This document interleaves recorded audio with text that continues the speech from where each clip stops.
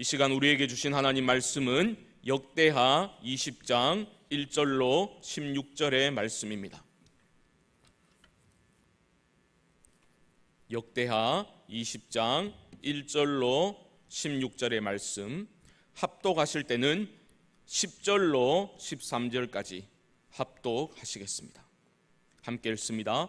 옛적에 이스라엘이 애굽 땅에서 나올 때에 암몬 자손과 모압 자손과 세일산 사람들을 침노하기를 주께서 용납하지 아니하심으로 이에 돌이켜 그들을 떠나고 멸하지 아니하였거늘 이제 그들이 우리에게 갚는 것을 보옵소서. 그들이 와서 주께서 우리에게 주신 주의 기업에서 우리를 쫓아내고자 하나이다. 우리 하나님이여 그들을 징벌하지 아니하시나이까. 우리를 치러 오는 이 큰 무리를 우리가 대적할 능력이 없고 어떻게 할 줄도 알지 못하옵고 오직 주만 바라보나이다 하고 유다 모든 사람들이 그들의 아내와 자녀와 어린이와 더불어 여호와 앞에 섰더라. 아멘. 할렐루야. 흩어져서 예배드리는 모든 성도님들의 심령에 우리를 지키시는 하나님께서 주시는 평강과 위로가 넘쳐나기를 주님의 이름으로 축복합니다. 지난 주일에 말씀드렸던 것처럼 우리 신앙의 싸움은 우리의 시선을 어디에 둘 것인가, 시선 전쟁이다라고 말씀드렸습니다. 이것은 공허한 관념이나 추상적인 권면이 결코 아닙니다. 실제적이고 가장 확실한 승리의 비결입니다. 오늘 본문에 기록된 유다왕 여호사밧의 그 이야기가 이 점을 잘 보여주고 있습니다. 지금 유다왕 여호사밧은 심각한 위기 상황에 처해 있습니다. 모압과 암몬이 주변 민족들과 연합하여서 유다를 침공하려는 소식을 왕이 들었기 때문입니다. 적들의 침공 소식에 여호사밧의 마음이 무너져 내리고 있습니다. 3절 말씀 보십시오. 이렇게 시작합니다. 여호사밧이 두려워하여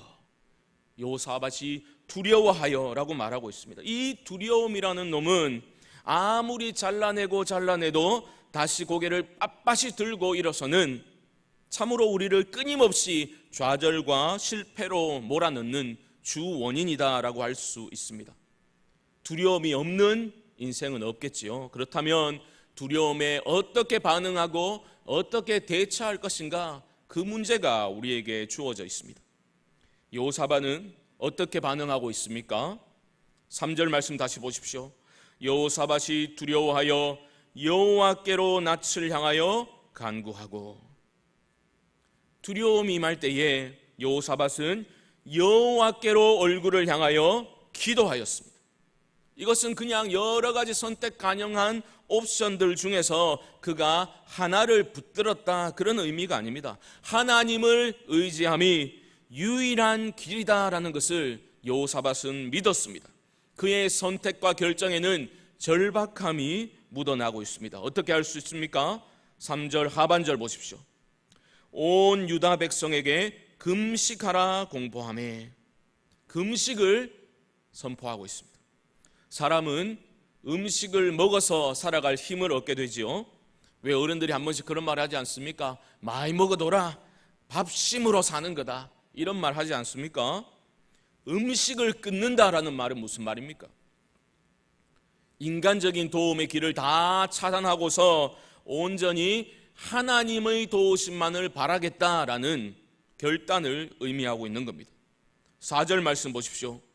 유다 사람이 여호와께 도우심을 구하려 하여 유다 모든 성읍에서 모여와서 여호와께 간구하더라.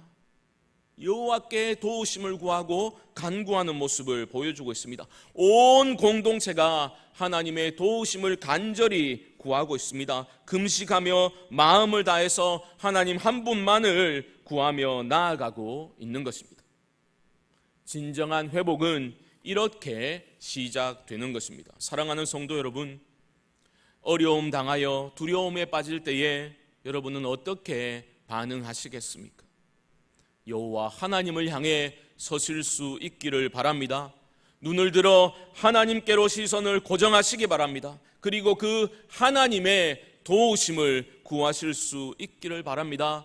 구하시되 간절함으로 구하시기 바랍니다. 도와주시면 좋고 아니면 말고, 이런 기대 없는 형식적인 간구가 아니라 금식하며 오직 하나님만이 나의 산성이요 나를 건지시는 분이십니다. 간절히 기도하심으로 인간의 길이 끊어진 바로 그 자리에서 하늘의 길을 열어주시는 하나님을 경험하실 수 있게 되기를 주님의 이름으로 축복합니다. 유다왕 여호사밧의 모습은 위기의 상황을 맞이하였을 때 성도가 어떤 자세를 취해야 하는지를 잘 보여주고 있습니다. 12절 말씀 보십시오. 12절입니다. 우리 하나님이여 그들을 징벌하지 아니하시나이까? 우리를 치러 오는 이 큰 무리를 우리가 대적할 능력이 없고 어떻게 할 줄도 알지 못하옵고 오직 주만 바라보나이다. 오직 주만 바라보나이다. 이 고백이 회복의 열쇠요 승리의 열쇠인 줄 믿습니다. 그렇다면 주만 바라보나이다 라는 말의 뜻은 무엇입니까?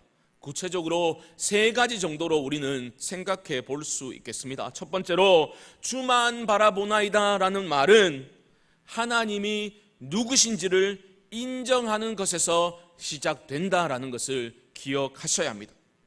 오직 주만 바라봅니다 라는 것은 무작정 때를 쓰는 맹목적인 모습을 뜻하는 것이 아닙니다.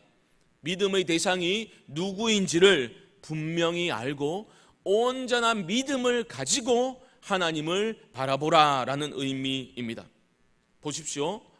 지금 위기의 상황에서 여호사밧은 금식을 선포하였습니다. 자신도 기도를 한 후에 백성들 앞에 서서 하나님이 어떤 분이신지를 먼저 말하고 있습니다. 6절 말씀 보십시오. 이렇게 말합니다.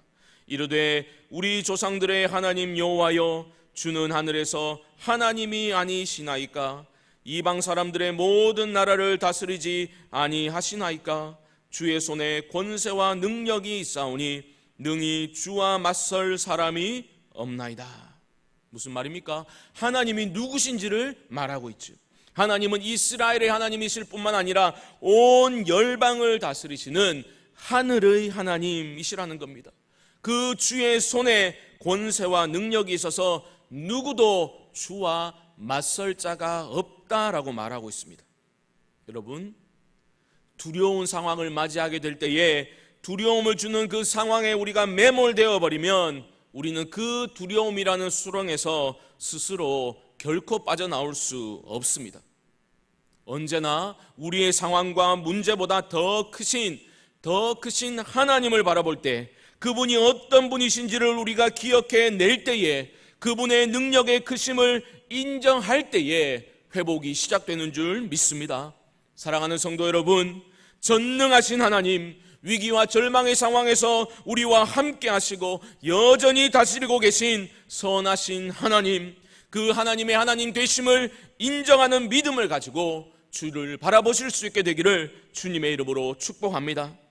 두 번째로 오직 주만 바라보나이다 라는 말은 하나님의 약속의 말씀으로 상황을 해석한다 라는 뜻이기도 합니다. 신앙이 무엇입니까? 신앙은 어려운 현실을 외면하거나 부정하고서 그저 심리적 위안이나 얻고자 소위 영적인 세계로 숨어드는 것이 신앙이 결코 아닙니다. 참 믿음의 사람은 어떤 사람입니까? 그 어려운 현실을 당당히 대면하는 사람이죠. 피하는 것이 아니라 대면하여서 말씀의 렌즈를 통해서 그 상황을 올바로 분별하고 해석하는 사람이 참 신앙의 사람입니다. 여호사밧이 지금 그렇게 하고 있는 겁니다. 7절 말씀 보십시오. 우리 하나님이여 전에 이 땅 주민을 주의 백성 이스라엘 앞에서 쫓아내시고 그 땅을 주께서 사랑하시는 아브라함의 자손에게 영원히 주지 아니하셨나이까? 보십시오. 여호사밧은요 지금 그저 주문을 외듯이 주만 바라보나이다 주만 바라보나이다 반복하고 있는 것이 아니지요. 그는 하나님이 이방 민족들을 쫓아내시고 그 땅을 선물로 주신 일, 하나님께서 아브라함에게 주신 약속을 신실하게 지키시기 위해서 친히 행하신 그 일들, 하나님이 행하신 일들을 언급하고 있는 겁니다. 9절이 이 점을 더 잘 보여주고 있습니다. 9절 하반절을 보십시오. 우리가 이 성전 앞과 주 앞에 서서 이 환난 가운데서 주께 부르짖은즉 들으시고 구원하시리라 하였나이다. 하였나이다. 무슨 말입니까? 인용하고 있다라는 뜻이죠.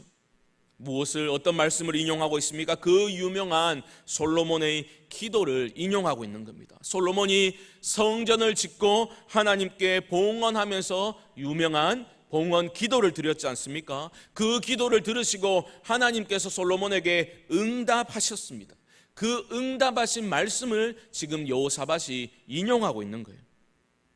하나님의 응답의 핵심이 무엇이었습니까? 쉽습니다. 너희가 성전을 향해 기도하면 내가 건져주겠다. 너희가 나를 향해 돌이키고 기도하면 내가 그 어려움에서, 위기에서 건져주겠다. 그것이 핵심이었습니다. 그 약속의 말씀, 하나님의 약속의 말씀에 근거해서 지금 여호사밧은 이 위기의 상황을 해석하고 있는 겁니다. 그리고 하나님께 기도하고 있는 겁니다. 11절 보십시오. 이에 그들이 우리에게 갚는 것을 보옵소서. 그들이 와서 주께서 우리에게 주신 주의 기업에서 우리를 쫓아내고자 하나이다. 무슨 말입니까? 이런 상황은 지금 하나님의 구원의 역사와 이스라엘을 통한 온 땅을 회복시키고자 하시는 하나님의 약속의 말씀과 계획에 맞지 않다는 거죠. 그 말씀을 인용하면서 그 말씀에 근거해서 하나님 도와주십시오 라고 지금 간구하고 있는 겁니다.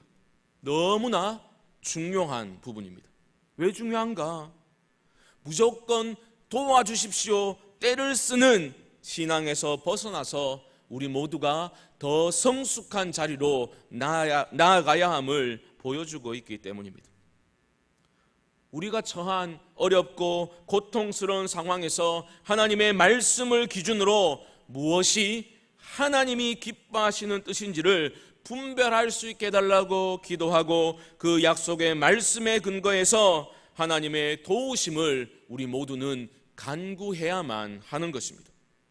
무조건 나 잘되게만 해주십시오 매달리는 유아기적인 신앙의 수준을 벗어나서 하나님의 말씀을 기준으로 삼아서 그 상황을 해석하는 훈련이 우리에게 있어야 한다라는 말입니다. 많이 아프더라도 잘못된 점을 깨닫게 되면 통회하며 돌이켜야 하는 것이고, 나의 뜻이 아니라 이 모든 상황을 통해서 하나님의 뜻이 이루어지기를 간구하는 자리까지 우리가 나아가야 한다라는 것입니다. 나의 필요와 나의 뜻이 하나님의 뜻보다 앞서는 한 온전한 회복은 결코 임할 수 없기 때문입니다. 오직 주만 바라보나이다. 이 말의 세 번째 의미는 나 자신의 작음을 인정하고 하나님의 크심을 인정해야 한다라는 뜻입니다. 12절 중반절 보십시오. 우리를 치러 오는 이 큰 무리를 우리가 대적할 능력이 없고 어떻게 할 줄도 알지 못하고 오직 주만 바라보나이다. 우리를 치러 오는 이 큰 무리를 대적할 능력이 없다는 거죠. 또 어떻게 해야 될지 방법도 모르겠다라고 지금 솔직히 하나님께 말씀드리고 있는 겁니다. 그렇습니다. 내 몸에서 힘을 빼지 않고서 온전히 하나님의 도우심을 구할 수는 없는 겁니다. 우리는 꽤 자신만만하게 살아가지만 사실 이 코로나 사태를 겪으면서도 우리가 깨닫게 되지 않습니까?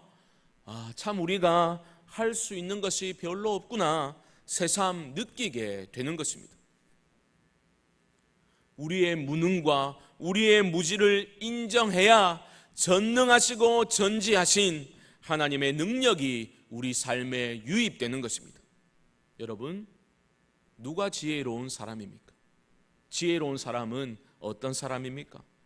지혜로운 사람은 전적으로 하나님께 의존적인 존재로 살아가는 것이 최상의 삶임을 기억하는 사람입니다. 그래서 날마다 순간순간마다 하나님의 도우심을 구하며 살아가는 사람이 지혜로운 사람입니다. 교회를 섬기다 보면 참으로 다양한 사람들을 만나게 됩니다. 그런데 하나님 없이도 너무나 자신만만한 인생을 보게 되면 참으로 안타깝고 그 앞날이 걱정이 됩니다. 그 넘치는 자신감과 자기 자랑 안에 하나님이 쏙 빠져 있을 때에 너무나 염려가 됩니다. 여러분, 신자의 평생의 고백은 나는 아무것도 아닙니다. 나는 무능하오니, 나는 무지하오니 하나님의 전능하심으로 나를 채우시고 도우소서, 이 고백이 되어야 할 줄 믿습니다. 꼭 그렇게 하셔야 합니다. 이어지는 13절의 말씀을 보십시오. 13절입니다. 유다 모든 사람들이 그들의 아내와 자녀와 어린이와 더불어 여호와 앞에 섰더라. 저는 말씀을 준비하면서 이 장면을 한번 머릿속에 그려보게 되었습니다. 특별히 올해 우리 교회의 표어가 무엇입니까? 믿음의 가정을 세우는 교회 아닙니까? 이 코로나 사태 때문에 이 교회에 모여서 함께 예배 드리지도 못하는 그런 상황이라서 더 마음이 짠해졌는지도 모르겠습니다. 온 성도들이, 모든 가족들이 아기들로부터 어린이로부터 어르신들에 이르기까지 더불어 여호와 하나님 앞에 서 있는 모습, 그 모습이야말로 하나님께서 가장 기뻐하시는 우리의 모습 아니겠습니까? 이렇게 전적으로 하나님만을 바라볼 때에 어떤 일이 일어나게 되었습니까? 하나님의 영이 레위인 야시엘에게 임하게 됩니다. 이렇게 말씀을 주십니다. 15절 중반절입니다. 여호와께서 이같이 너에게 말씀하시기를 너희는 이 큰 무리로 말미암아 두려워하거나 놀라지 말라. 이 전쟁은 너희에게 속한 것이 아니요 하나님께 속한 것이니라. 두려움에 사로잡혔던 여호사밧이 주만 바라보며 금식을 선포하고 하나님의 그 약속의 말씀을 근거해서 기도하며 도움을 구했을 때 하나님의 영이 임하게 되고 하나님께서 친히 말씀으로 응답하셨습니다. 응답의 내용이 무엇입니까? 두려워하지 말라는 겁니다. 놀라지 말라는 겁니다. 이 전쟁은 누구에게 속했다고요? 너에게 속한 것 아니다. 이 전쟁은 하나님께 속한 것이니라. 그리고 놀라운 말씀이 이어집니다. 17절 보십시오. 이 전쟁에는 너희가 싸울 것이 없나니. 너희가 싸울 것이 있는 전쟁이 아니라는 겁니다. 너희는 싸울 것 없다라고 하나님이 말씀을 줍니다. 그럼 하나님, 우리는 뭐 해야 됩니까? 17절 중반절입니다. 대열을 이루고 서서 너희와 함께한 여호와가 구원하시는 것을 보라. 유다와 예루살렘아, 너희는 두려워하지 말며 놀라지 말고 내일 그들을 맞서 나가라. 여호와가 너희와 함께하리라 하셨느니라. 약속의 말씀으로 상황을 해석하고 약속의 말씀을 근거하여 하나님의 도우심을 간절히 구했을 때에 하나님께서 응답하셨습니다. 내가 너희와 함께하리라. 하나님께서 그 응답을 말씀해 주셨습니다. 이 하나님의 응답에 대한 우리의 마땅한 반응은 무엇입니까? 18절 말씀 보십시오. 여호사밧이 몸을 굽혀 얼굴을 땅에 대니 온 유대와 예루살렘 주민들도 여호와 앞에 엎드려 여호와께 경배하고. 그들은 지금 말씀 앞에 얼굴을 땅에 대고 엎드려 하나님을 경배하는 모습을 보여주고 있습니다. 여러분, 우리는 지금 누구 앞에, 무엇 앞에 엎드려 있습니까? 우리 모두가 믿음으로 좀 반응하고 하나님의 그 신실하신 약속의 말씀 앞에 엎드림으로 그 약속의 말씀이 믿음의 순종을 통해서 우리 삶의 아름다운 열매들로 풍성히 맺혀질 수 있기를 주님의 이름으로 축복합니다. 마지막으로 오직 주만 바라보나이다 라는 말은 그저 넋놓고 주저앉아 기다리는 것이 아니라 하나님과 하나님의 말씀을 신뢰하고 행동하는 것으로 마무리되어야 합니다. 17절에서도 너희는 두려워하지 말며 놀라지 말고 내일 그들을 맞서 나가라 라고 말씀하셨죠. 맞서 나가라 말씀하셨습니다. 백성들은 그 말씀에 반응하고 순종하여 나아갔습니다. 20절 상반절을 보십시오. 이에 백성들이 아침에 일찍이 일어나서 드고와 들로 나가니라. 일찍이 순종하여 나아가는 모습을 보여주고 있습니다. 그 백성들을 향해서 여호사밧이 무엇이라 외치고 있습니까? 20절 중반절 보십시오. 여호사밧이 서서 이르되 유다와 예루살렘 주민들아 내 말을 들을지어다. 너희는 너희 하나님 여호와를 신뢰하라. 그리하면 견고히 서리라. 그의 선지자들을 신뢰하라. 그리하면 형통하리라. 이 말씀에 여러분 밑줄을 쫙 그으시면 좋겠습니다. 너희 하나님 여호와를 신뢰하라. 그리하면 견고히 서리라. 우리에게 주시는 하나님의 말씀입니다. 여러분, 하나님을 신뢰하십시오. 여러분을 견고히 세워주실 것입니다. 그 선하신 하나님을 온전히 신뢰하는 믿음으로 또한 행동하십시오. 하나님께서 여러분들의 삶을 형통케 하실 것입니다. 지금 백성들은 말씀에 순종하여 그들을 두렵게 하고 있는 적들을 향해 담대히 나아가고 있습니다. 믿음의 발걸음을 용기 있게 내딛자 하나님은 이 전쟁에는 너희가 싸울 것이 없다, 그 약속을 신실하게 지켜주십니다. 그런데 그 승리를 주시는 방법이 참 기묘합니다. 22절을 한번 보십시오. 이렇게 말씀합니다. 여호와께서 복병을 두어 유다를 치러 온 암몬 자손과 모압과 세일산 주민들을 치게 하심으로 그들이 패하였으니, 그들이 싸우긴 싸웠습니다. 복병을 두어서 이기게 하셨다라고 기록되어 있습니다. 하지만 군사력이 상대도 되지 않는 유다 백성들이 하나님의 말씀에 힘을 얻고 그저 행동을 한 겁니다. 순종을 한 겁니다.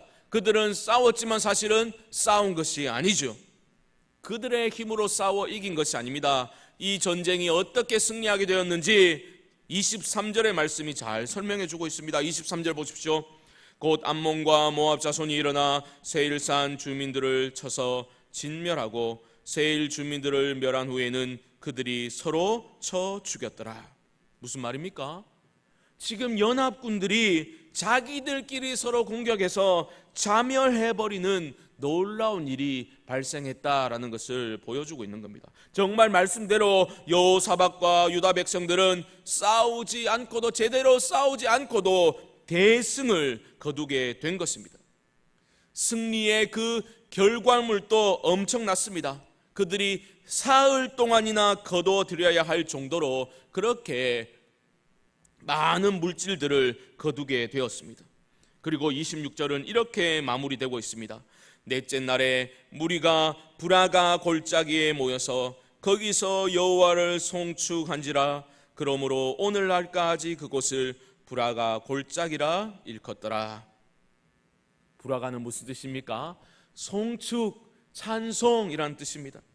두려움 가운데 시선을 들어서 하나님 오직 주만 바라보았을 때에 그 두려움의 골짜기가 찬송의 골짜기로 변화된 것입니다.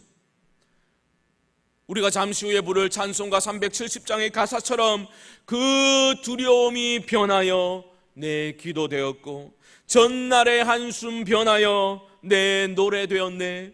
주님을 찬송하면서 할렐루야 할렐루야, 내 앞길 멀고 험해도 나 주님만 따라가리.